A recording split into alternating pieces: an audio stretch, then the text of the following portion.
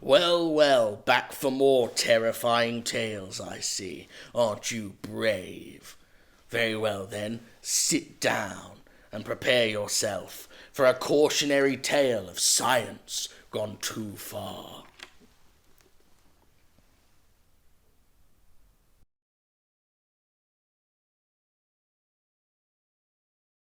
Three trainees in white lab coats observed the biologist through the hardened glass at his laboratory workstation on the other side.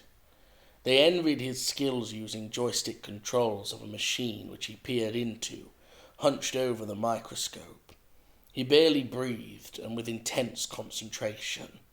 Their excited gaze flicked between him and the TV monitor that projected his efforts. Microbes were pushed around by needles that injected fluids around it. The red microbe danced around the surface of the dish underneath.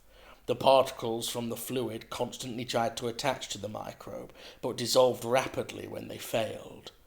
The two needles chased the microbe with precision for several minutes before the fluid finally found the microbe. The three observers clenched their fists tight with excitement as they witnessed the microbe become engulfed by the fluid.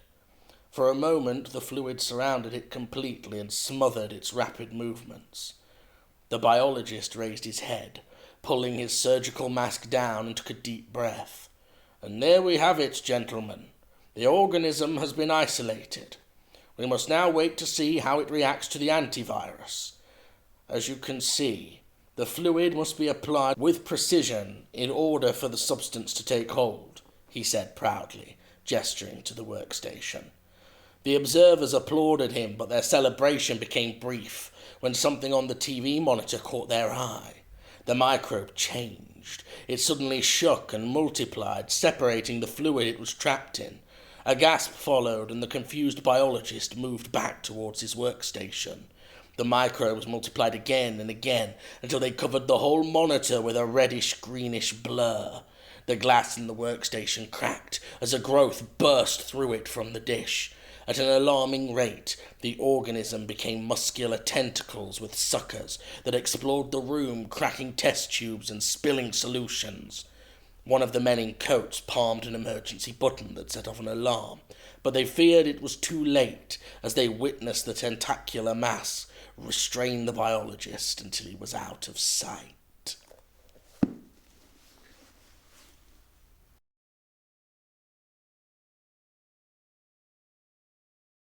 We all got the same vial in the post. At least that's what the drug company website said. Every one of us, in every city and every country, death on the doormat. Brothers, sisters, mums, dads, grandparents. Some drank it for kicks. In the end, most drank it to survive just a little longer. I drank mine on the 7th of February, 2041, 6 weeks after the delivery date. Perhaps it was supposed to be liberating, choosing some uncanny ability.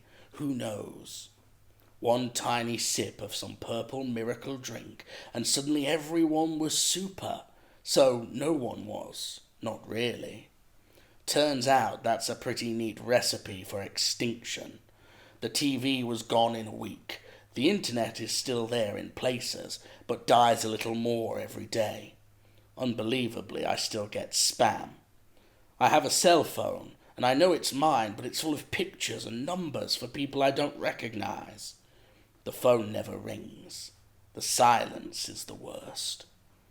I know a guy, a couple of streets away, who keeps trying to blow himself up.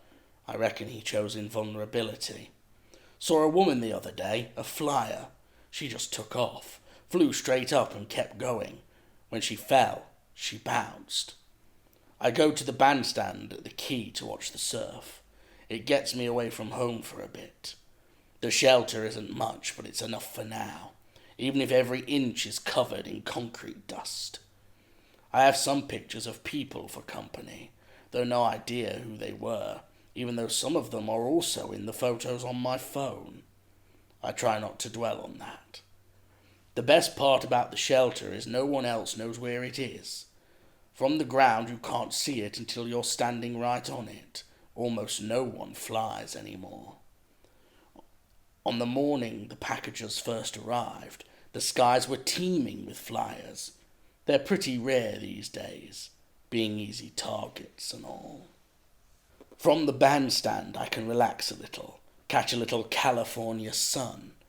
It's also a good place to watch the wildlife, getting cocky now all us humans are chewing dirt. I sit there in the warmth and the crashing of the waves, and I wonder what was the ability I chose. I just can't remember.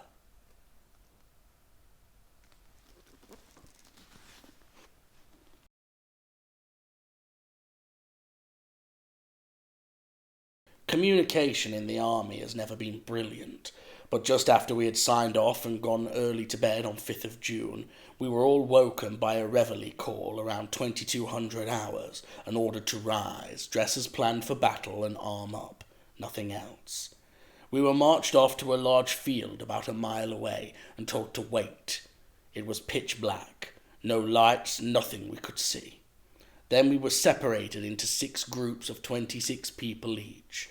Group by group, everybody disappeared. We were the last to be called forward and marched off into the night. Suddenly we were in our own tube with 4 long rows of seats.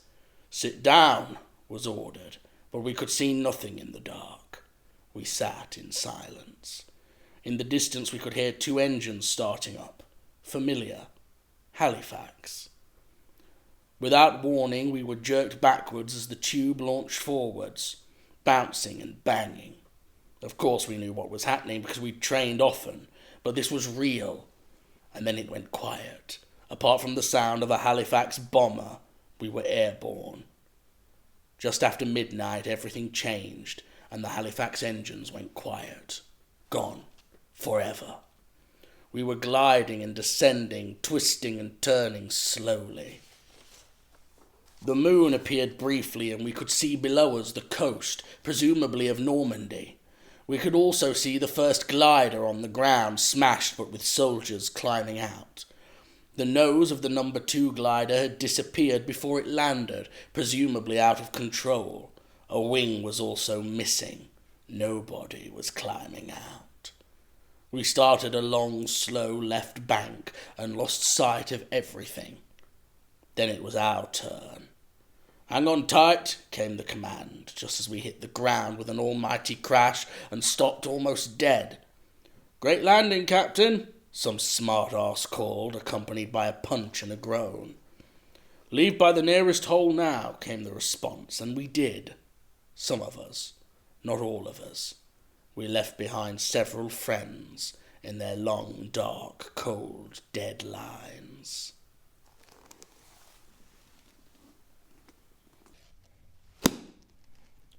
Well, that brings us to the end of tonight's episode.